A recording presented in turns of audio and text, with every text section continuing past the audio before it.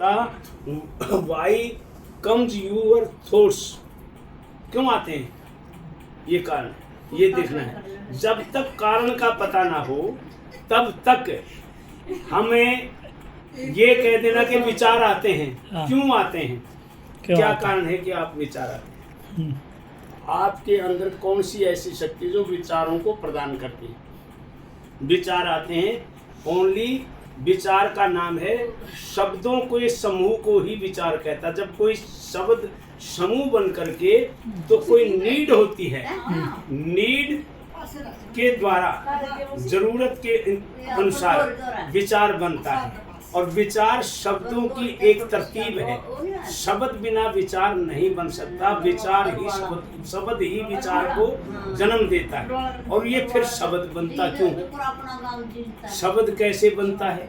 अब शब्द बनता है केवल हमारे जितने अल्फाबेट्स हैं, चाहे वो किसी भी भाषा के हैं, किसी एक भाषा की नहीं, किसी भी भाषा के अल्फाबेट्स हैं, उनके जुड़ने से ही शब्द बनेगा। और शब्दों के मेल से विचार बनेगा। और विचार क्यों बनता है? जरूरत के अनुसार। और शब्द बने अल्फाबेट्स से।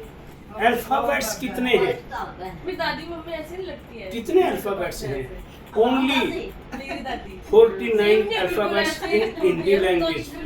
साइड में बैठी थी मैं, इन हिंदी लैंग्वेज के जितने भी शब्द बनेंगे, अच्छे या बुरे, अच्छे विचार या बुरे विचार, इन शब्दों के इन वर्ण, मतलब जो अल्फाबेट्स हैं, वर्ण हैं, स्वर हैं, इनसे अलग आप न लिख सकते, न बोल सकते, न सोच सकते। ये ही मेन बोलने का कारण है। तो फिर ये क्यों बनते हैं? ये कहाँ से बनते हैं? कौन इनको जन्म देता है? क्या कारण है कि ये अल्फाबेट्स कैसे तैयार होते हैं? कौन सी ऐसी शक्ति जो अल्फाबेट्स को जन्म देती है? तो फिर अल्फाबेट्स बनने की शक्ति है जिसको कहते हैं अनहद नाद। अनहद नाद क्या है? अनहद नाद है हमारे दिल की धड़कन, जो हमेशा जब से जन्म होता है और लास्ट तक जब ये धड़कन रुकती है तभी मृत्यु होती है। ये अनवरत धारा है, इसलिए धारा का नाम ही राधा है। उल्टा कर दीजिए, धा रा, रा धा, इसलिए हम राधा में ही जीते हैं और राधा ही हमारा जीवन है। इसलिए ये शब्द धारा से यहाँ से निकला है। राधा, राधा शब्द इसलिए निकला है कि राधा शब्द जो है वो राधा शब्द धारा से बना है। धारा को रा धा धा रा धा रा धा रा धा धा रा रा धा, तो इसलिए ये जो राधा है ये हमारा जीवन है। तो फिर ये राधा जीवन है और ये इसका मतलब जो राधा जीवन है, ये राधा जीवन है, तो इस जीवन के अंदर कृष्ण कहाँ है जो इस राधा को धारण करता है? जहाँ से राधा निकलती है, जहाँ से ये धारा निकलती है, इसका क्या कारण है? ओ डोंट, देखिए इस धारा का क्या कारण है कि ये धारा निकलती है? अब ये सुनने की बात है जीवन की, वरना कल परसों भी आपको बता रहा था नहीं मैं, कृष्ण से चलती है और धारा कृष्ण में ही समाती है। जैसे गंगा समुद्र से ही चलती है और समुद्र में ही आकर के समाती है। क्यों चलती है? कैसे चलती है गंगा? गंगा कैसे चलती है? वहां से वाष्पीकरण होता है जल, जलवायु के द्वारा जाकर के, मतलब बात नहीं, बर्फ बनता है पहाड़ों पर, बर्फ पड़ती है, बर्फ पिघलती है, फिर बर्फ पिघल करके फिर नदी बनती है और नदी बन करके फिर समुद्र में जाती है। इसी तरह से ये चक्कर, इसलिए इस चक्कर को ही धारा कहते हैं। इसी का नाम राधा है। ये जो हमारा राधा फिर रहती कहाँ है? जैसे समुद्र में से धारा निकलती है और वो राधा निकलती है तो राधा धारा बनते हुए फिर समुद्र में जाती है। उसी प्रकार कृष्ण कहाँ है? अब ये धारा इसको अनवरत रूप से जो बहती है, जिसका नाम अनहद नाद है, जो वो चेतना से बहती है। चेतना आत्मा को कहते हैं, चिंतन, जिसको चिंतन के द्वारा राधा यानी धारा बह करके अनवरत रूप से शब्द बनती है और शब्द बिना कोई चीज साकार हो नहीं सकती। इसलिए शब्द से साकार बनता है।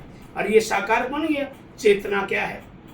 जो चिंतन करती है, जो किसी चीज का चिंतन करती है, उसी को चेतना कहते हैं। आत्मा ही चेतना का और चेतना ही आत्मा है। और ये चेतना साकार जो निकलती है कहाँ से? श्री कृष्ण से। श्री कृष्ण का इसका प्रमाण क्या है?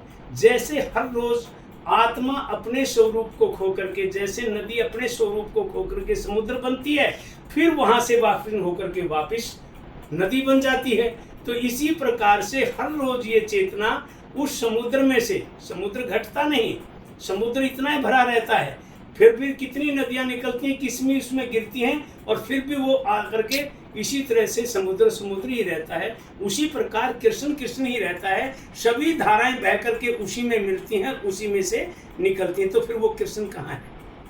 जहाँ ये राधा उसके अंदर निकलती है और उसमें से रोजाना निकलती है, रोजाना उसमें समाती है, तो वो कृष्ण जो है उसका प्रमाण केवल पलक झपकता जितना समय लगता है, इसको निमेष कहते हैं। और ऊपर उठने को उन्मेष कहते हैं। ऊपर पलक गई उन्मेष, नीचे गिरी एक निमेष मात्र।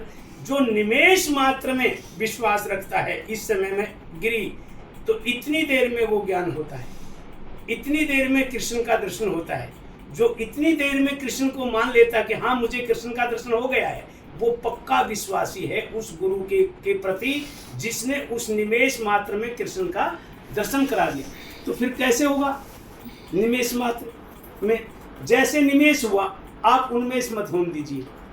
बस गुरु जी की आज्ञा है कि जैसे निमेष हुआ तो उसको, उस निमेष को उन्मेष में मत जाने दीजिए। उन्मेष का मतलब आंखें खुलना, और निमेष का मतलब आंखें बंद होना। जैसे आंख झपकती है, इसको एक झपकने मात्र से उन्मेष और निमेष दोनों हो जाते हैं। एक बार नीचे आकर के ऊपर चली जाती है तो उसको निमेष और उन्मेष, ये दोनों समय, दो समय हो गए इसमें। एक बार नीचे गिरना, एक बार उठना। कितनी देर में गिर जाती है? इसका नाम है निमेष मात्र। जो निमेष मात्र में जो आपको अनुभव होता है, उन्मेष में नहीं, निमेष मात्र में, तो क्या अनुभव हुआ? अभी निमेष मात्र में क्या हो गया? निमेष मात्र समय में कितना क्या अनुभव हो गया आपको? अनुभव एक उस निमेष मात्र से भी तेज शक्ति है जो आपको अनुभव होगा। क्या अनुभव होगा?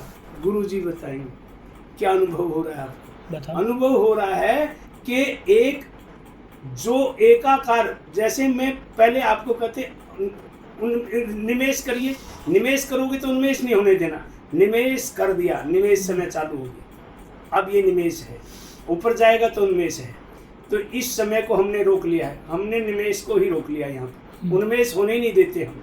तो आप निमेष में, इस निमेष रूपी समय में आप ढूंढिए क्या है। ये समय है, हमने जो निमेष रूप में रोक दिया इसको, उन्मेष होने नहीं दे रहे। निमेष में क्या दिखाई दे रहा, क्या अनुभव हो रहा है? आप निमेष का अनुभव देखिए आप कितना बड़ा है।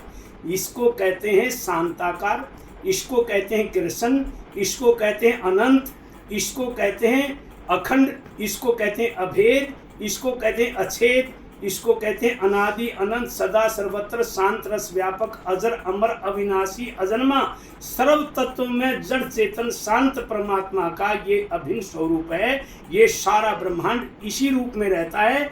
और राधा के द्वारा जिसको चिंतन रूप है, उसके द्वारा इस प्रकृति का साकार रूप धारण करके ये सारा स्वरूप में एक आत्मा अखंड अभेद अछेद अनादि अनंत सदा सर्वत्र शांत रस व्यापक है अजर अमर अविनाशी अजन्मा सर्व तत्व में जड़ चेतन शांत परमात्मा का अभिन्न स्वरूप हूँ।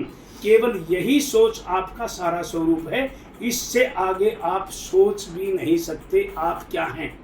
आप इतना बड़ा स्वरूप हैं। आप केवल इस बॉडी में नहीं हैं, आप इस पूरे ब्रह्मांड का एक स्वरूप हैं। आप न कभी जन्मते हैं और न आप कभी मरते हैं। इसी ज्ञान को प्राप्त करने के लिए ही ब्रह्म ज्ञान प्राप्त करके इस ज्ञान को जो धारण कर लेता है और इस ज्ञान के ऊपर को अटल विश्वास करके कि मैं अब ये हो गया हूँ, मैं इतना हूँ। आंखें बंद कर कोई आप एक बार बोलिए, एक बार चेतन की तरफ आइए, चेतना कहिए कि मैं यह हूँ।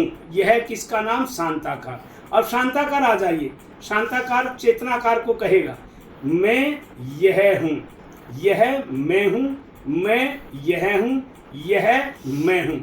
मतलब पूरा ब्रह्मांड चेतनाकार, शांताकार और जड़ चेतन शांत, तीन रूप हैं। जड़ कितने हैं? पृथ्वी, जल, अग्नि, वायु, आकाश और शब्द, ये भी जड़ में ही आते हैं। फिर वर्ण, फिर स्वर्ग, फिर नाद। नाद तक आप इसको जड़ कहा जाते हैं, ये जड़ प्रकृति है नाद तक। और केवल चेतना एक है जिसको आत्मा कहते हैं, ये सर्वत्र व्यापक है और शांताकार सर्वत्र व्यापक है। ये दो न होकर के राधा और कृष्ण एक ही हैं। इसीलिए ये सारा संसार राधामय है और संसार ही राधा है और राधा ही संसार है।